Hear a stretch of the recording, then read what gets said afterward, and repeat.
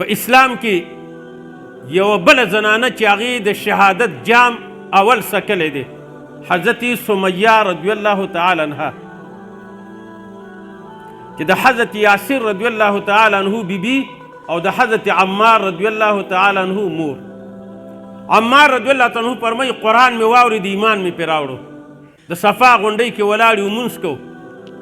عثمان رضی الله تعالی عنه مخکې دی او خباب رضی الله تعالی عنه او دارنګې عمار رضی الله تعالی عنه او بلال رضی الله تعالی عنه دا غریب صحابه او سعد بن ابي وقاص رضی الله تعالی عنه دوی وروسته ولاړ دي لمونځ کېږي.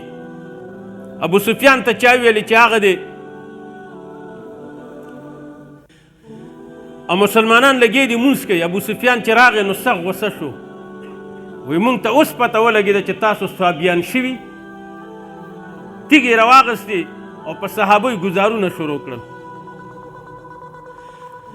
عثمان رضی الله تعالی عنه سلام وګرځو، ملګرو ته ویل چې شروع وکړئ. نو په تیږو باندې جنگ شروع شو. نو په دې کې عمار رضی الله تعالی عنه ولګېدلو، زخمی شو. نور صحابه هم زخمیان شو. ابو سفیان یې میشتلی او ښه سم هغه هم زخمي و. نو چې کور ته راغی نو مور ورته وایي بچې دا ولې؟ وایي دا ابو سفیان چونکې د دې مور او پلار دا خو غلامانو سخت ورخطا شو.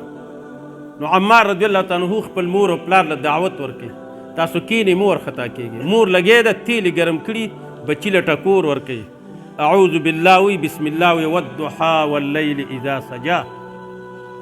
صحابو او بیا په مکې معظمې کې او بیا په داسې حالاتو کې چې قرآن نشي ویلی دا تلاوت شروع کړ. الله یې مور او پلار له هدایت ورنصیب کړ. حضرت سمیه رضی الله تعالی عنها مسلمانه شوله. ابو جهل خبر شو دا ښځه او خاوند او زوی کله به یې ځمکه کې خښول دا سرونه به یې صرف ښکاره او کله به یې د لرګو پورې وتړل او مخې ته به یې ورته اور لګولی و، خو په دې باندې ملونه نه یخېدل او بیا به یې دا توره ګرموله او د سمیه رضی الله تعالی عنها په دې سینه او په ملا باندې به یې داغونه ورکول. او د حضرت یاسر رسول الله صلی الله علیه وسلم په دې لار باندې تېرېدلو نو ورته وفرمیل صبرا یا آل یاسر، صبر وکئ ای د یاسر کورنۍ، فإن موعدکم الجنه، ستاسو ځای او تاسو سره وعده د جنت شوې ده، ستاسو ځای جنت دی. په دې عذابولو باندې ورځې تېرېدلې، د شپې او د ورځې به یې د مکې معظمې په خوړګۍ کې تړلې وي او دا صحابه به یې تړلي وو. نو یوه ورځ راغی ابو جهل توره یې ګرمه کړه او سمیه رضی الله تعالی عنها د هغې لاسونه هم تړلي دي او خپې هم تړلي دي او لرګي پورې نیغه داسې تړلې ده او دا لعنتي ورته وایي انک آمنت لاجل الرجال، تا په رسول الله ځکه ایمان راوړی چې ته ځان له سړي خوښې. نو سمیه رضی الله تعالی عنها یوه نره ښځه وه. نو ابا جهل ته یې په دې مخ لاړې ورتو کړي او ورته ویل چې الله دې ستا مخ بدرنګ کړي.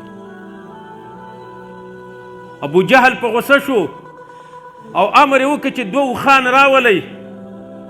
دوه اوښان یې راوستل او سمیه رضی الله تعالی عنها په یوه خپه کې پړی واچو په بله کې او امر یې وکړو چې دا اوښان د مختلفه چک لاړ شي او جامې ترې نه وویستلې، بربنډه یې کړله او نیزه ورسره ده او د سمیه رضی الله تعالی عنها د خپو منځ کې ولاړ دی. چې اوښانو حرکت کو نو دا په جړا شوه. اوښانو والا ته ویل لږ ودرېږئ صبر وکئ. معلومیږي دا چې سمیه خفه شوله، د ایمان نه اوړي، د رسول الله د دین نه به اوړي. سمیه رضی الله عنها ورته فرمایي په دې مې ونه جړل چې زه په دین د اسلام باندې خفه و پریشان یم، جړا راته په دې راله چې زما یو روح دی په دې طریقې به زما نه ووځي. صحیح ده، زه به شهیده شم، زه به جنت ته لاړه شم، خو زه ویم کاش کې چې زما 100 ساګانې وې او یو روح او سا رانه په دې طریقې وتلی او د محمد رسول الله د دین نه مې ځان 100 کرته قرباني کړی وی. ابو جهل وی دا دومره کلک خلک دي، دوی چې ایمان نه وړي دوی بیا نه وړي اوښانو والا ته امر وکړه چې حرکت وکړي، چې اوښانو حرکت وکړه چې خپو ته پړی ورسېدلو چې اوس روانېږي. دې لعنتي نیزه راواغېسته او سمیه رضی الله تعالی عنها په دې فرج عورت کې ووهله او په منځ یې نیمې کړه او سیرې کړله. رسول الله چې خبر شو صحابه کرامو ته وفرمیل اولنۍ زنانه فرعون شهیده کړې وه او زما په امت کې اولنۍ زنانه ابو جهل شهیده کړه. هغه هم جنت ته لاړه او دا هم جنت ته لاړه. نو عزتمندو که شهادت یې نوش کړی دی خو بل طرف ته ورته الله یو اوچت مقام ورکړی دی په اسلام کې چې هغه ځای او مقام جنت دی.